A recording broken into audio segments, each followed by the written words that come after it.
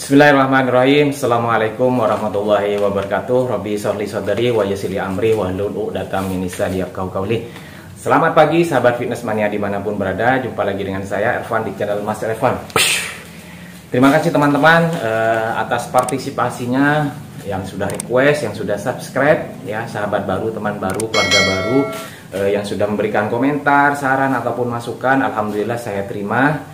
Ya, saya terima semua masukannya untuk kemajuan channel saya dan juga kebermanfaatan ilmu yang saya sampaikan, teman-teman. Terima kasih, semoga doa-doa kebaikan untuk teman semua, teman-teman sekeluarga semua ya selalu sehat, selalu dalam lindungan Allah Subhanahu wa taala. Amin amin ya rabbal alamin. Kita sudah memasuki hari kedua puasa, teman-teman. Bagaimana teman-teman? Masih kuat dong?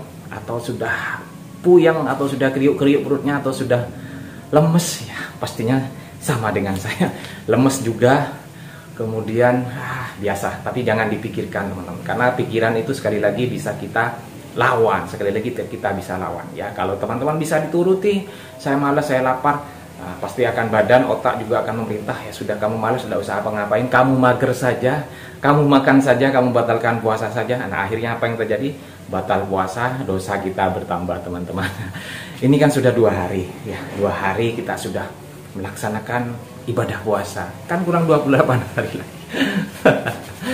Nah baik, saya bercanda teman-teman ya.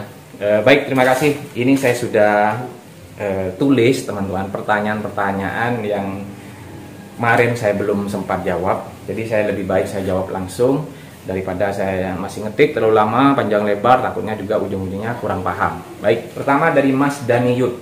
Jadi beliau bertanya, kapan waktu yang tepat latihan ketika puasa? Nah ini, kalau selama bulan puasa kita ada tiga waktu. Yang pertama ya, yang jelas yang pertama seperti hari ini ya. Kalau menurut saya sih, orang yang sedang program diet ya, sedang program diet ataupun penurunan berat badan, yang pengen cepat, latihanlah di pagi hari. Karena sekali lagi kortisol kita, hormon kita sedang naik-naiknya, sedang tinggi-tingginya ya. Setelah kita masukkan protein ataupun makan ketika sedang sahur, nah berarti kita sudah ada tenaga, pasti sudah ada pendobrak, ada tenaga atau ada semacam istilahnya bensin, bahan bakar, teman-teman. Nah itu bisa pagi, jam-jam sekarang sampai batas jam 10 lah, jangan terlalu siang ya, paling siang jam 10.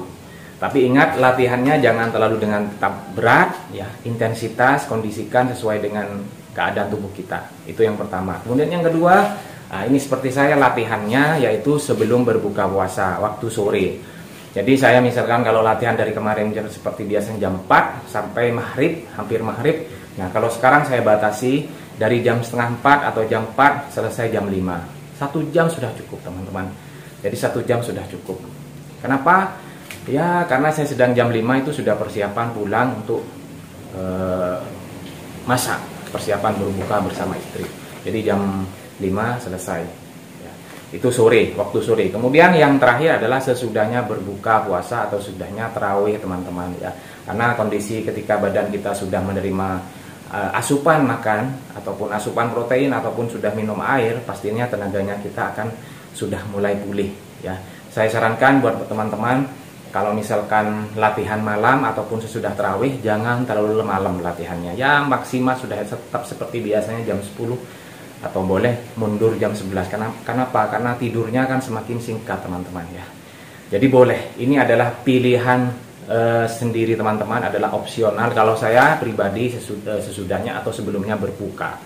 Ya, jadi memang sudah dari kemarin-kemarinnya saya mesti latihannya sebelum berbuka, teman-teman, di waktu bulan puasa. Apakah berpengaruh? Berpengaruh. Karena sekali lagi, saya seperti kemarin, saya latihan di Seven Gym, saya latihan baik, mohon maaf, saya kemarin tidak upload video, ya karena keterbatasan waktu. Berpengaruh, teman-teman. Biasanya saya banyak pengembangan variasi, kemarin hanya exercise 4 saja, teman-teman. Dan itu pun repetisinya hanya 8, tetapi beban saya tambah.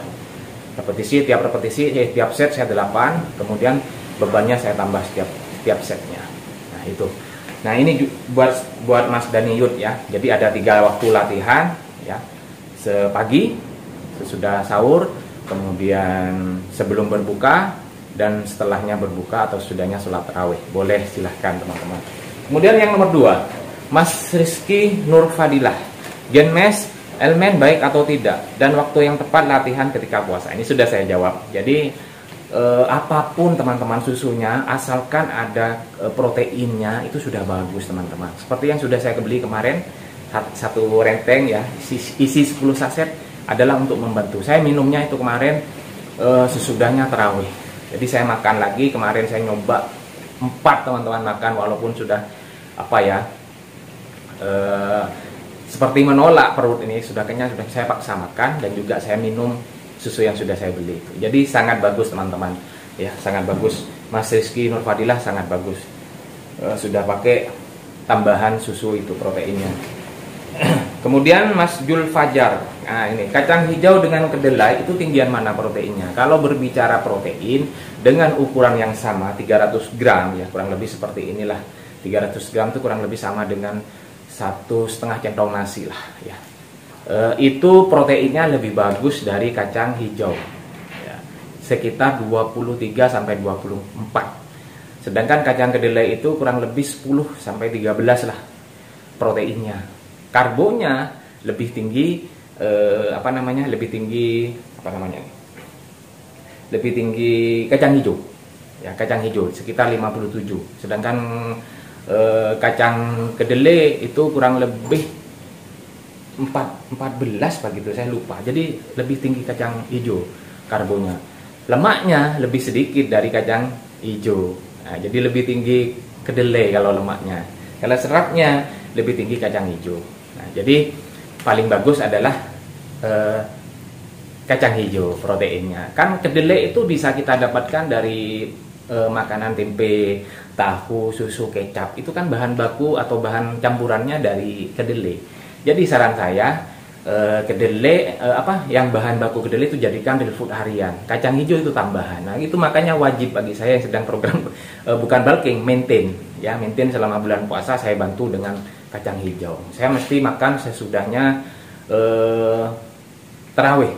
Makan setelah tarawih saya makan lagi, selang setengah jam atau setelah 1 jam saya makan itunya, kacang hijaunya. Kemudian susu dan pastinya pisang ya, itu jadi untuk menjaga teman-teman gitu ya Mas Jul Fajar. Kemudian nomor 4 Mas Pup Login 4182, ini saya tidak tahu namanya, tapi di sini Pup Login 4182. Latihan kaki beliaunya sudah terbentuk, tetapi paha agak kecil. Ini maksudnya gimana? Gimana cara paha besar tapi tetap terbentuk? Ini maksudnya mungkin begini ya, Mas Pup Login, ya, salam kenal. Mohon maaf namanya Anda siapa Mas, tapi salam kenal ya. Terima kasih atas pertanyaannya. Mungkin beliaunya sudah sering latihan kaki, kemudian sudah terbentuk, alias lemaknya sudah mulai berkurang, tapi massa otot bertambah ya, mungkin seperti itu. Jadi kelihatan kecil. Ini sama dengan member saya kemarin. Om, saya kok latihan kaki kok sepertinya tambah kecil ya. Itu hanya feeling saja, hanya perasaan saja ya. Jadi saran saya tetap latihan. Memang kalau kita sendiri seakan-akan tidak ada progres, seakan-akan tidak ada perkembangan. Padahal kalau dari segi power sudah nambah beban, itu sudah ada progres. Size bertambah itu juga. Angkatan bertambah, teknik juga sudah mulai bagus, tambah bagus. Nah, itu sudah artinya sudah bagus programnya. Jadi artinya lanjutkan. Ya, saran saya kalau latihan kaki variasikan, jangan hanya fokus pada gerakan-gerakan itu. Misalkan minggu ini squat, leg press, kemudian akhiri dengan deadlift, hanya 3 saja gerakannya. Minggu berikutnya balik dari deadlift, leg press, terakhir squat. Jadi variasikan. Nah, jadi agar apa? Stimulasi otot paha ataupun kaki itu tetap ada teman-teman. Nah, ini adalah strategi. Jadi begitu buat Mas Pup Login, saran saya tetap lanjutkan latihannya. Kalau sudah terbentuk itu berarti sudah ada progres. Begitu Mas. Kemudian Mas Heri Lesmana. Nah, jadi Mas Heri ini salam kenal ya Mas Heri. Beliau bertanya kemarin pada waktu saya buat video maintain push up selama bulan puasa. Beliau bertanya, latihan efektif untuk pemula push up itu dilakukan setelah sahur atau setelah berbuka? Setiap hari atau ada restnya? Jadi beliau sedang proses bulking, setidaknya maintain lah katanya ya. Jadi sama pertanyaan tadi sudah saya sampaikan tadi. Gerakan push up ini sama dengan kita latihan. Boleh lakukan setiap hari boleh, tetapi dengan intensitas yang teman-teman bisa lakukan. Jangan terlalu ngoyo, jangan terlalu ambisi. Ya misalkan hari ini 20-25 nggak masalah. Setidaknya tetap ada stimulasi. Setidaknya ada tetap usaha untuk menjaga. Namanya maintain kan kita menjaga. Boleh mas. Kecuali kalau misalkan sampean diselingi dengan latihan di gym, ya boleh hari ini latihan push up dengan apa ya, dengan intensitas yang berat semaksimal mungkin, istirahat besoknya mungkin mau latihan di gym boleh ya. Atau sekarang mau latihan di gym, sekarang hanya maintain saja. Nah seperti tadi, latihan jangan terlalu berat, push upnya jangan terlalu banyak. Istilahnya pokoknya lakukan sudah dalam 1 minggu, silahkan mau lakukan berapa kali silahkan. Tetapi sekali lagi kondisikan dengan badan kita sendiri, apalagi ketika kita yang sedang melaksanakan ibadah puasa. Nah, begitu ya teman-teman ya. Terima kasih, ini sudah saya tulis pertanyaannya, sudah saya jawab langsung. Mudah-mudahan cocok, mudah-mudahan bermanfaat, dan juga mudah-mudahan puas dengan jawaban saya. Kalau misalkan ada yang belum puas, boleh cari rekomendasi atau referensi dari narasumber yang lain teman-teman. Sekali lagi saya di sini bukan klaim saya yang paling baik, paling pintar, paling hebat, paling bagus badannya, paling besar ototnya, bukan. Saya sama-sama belajar di sini teman-teman ya. Jadi mohon maaf sekali lagi jika penyampaian saya kurang tepat, jika penyampaian saya kurang benar. Ya, ini sekali lagi kita hanya belajar. Ya, terima kasih teman-teman. Terima kasih. Saya tunggu lagi pertanyaannya, dan juga terima kasih juga requestnya. Saya tunggu lagi. Mudah-mudahan kita senantiasa diberi kesehatan, senantiasa kita diberi kekuatan iman, agar bisa melaksanakan ibadah puasa ini dengan tawadhu, dengan rasa nyaman, dengan rasa bahagia, bergembira. Programnya juga latihannya ya tetap dilanjutkan. Terima kasih teman-teman.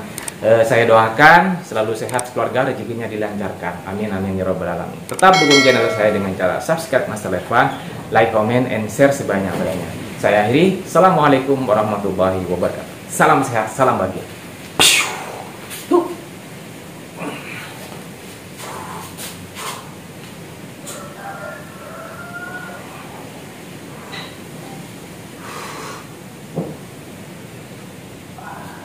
Thank you.